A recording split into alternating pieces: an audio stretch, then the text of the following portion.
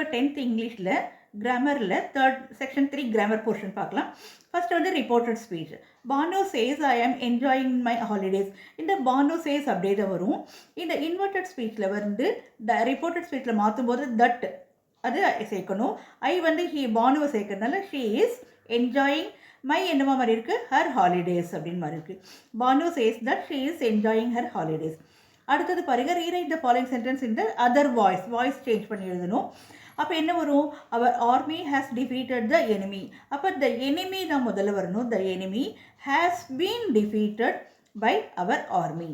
அடுத்தது பங்க்சுவேஷன். பங்க்சுவேஷனில் have you come from homes he ஆஸ்க்டுன்னு இருக்குது. அப்போ வந்து கேட்கறதுனால இது கோட்ஸ் முதல்ல ஸ்டார்ட் பண்ணிவிட்டு எப்பயுமே ஃபஸ்ட்டு லெட்டர் கேபிட்டல் எழுதணும். Have you come from homes கொஸ்டினாக இருக்கிறதுனால கொஸ்டின் மார்க் போட்டு கம்ப்ளீட் பண்ணிவிடுங்க அது. அப்புறம் ஹி ஆஸ்க்டு. அடுத்தது பாருங்கள், இதில் என்ன கொடுத்துருக்காங்க, சிம்பிள் சென்டென்ஸாக மாற்ற சொல்லியிருக்காங்க. She is sick but she attends the rehearsal.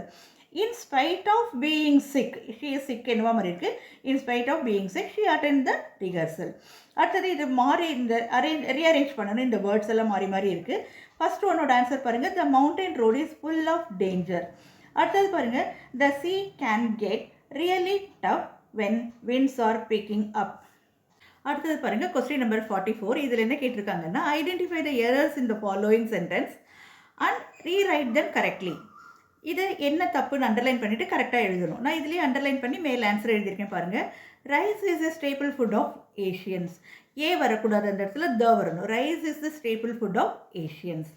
அடுத்தது பாருங்கள், because Sathya was old he walked slowly. Slow கொடுத்துருக்காங்க, அது ஸ்லோலியாக மாறணும். ஓகேவா. அடுத்தது slow but steady wins the race. But வரக்கூடாது, அங்கே என்ன வரணும், and.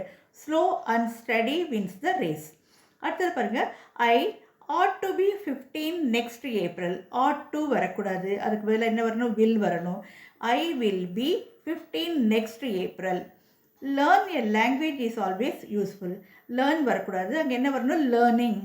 learning a language is always useful.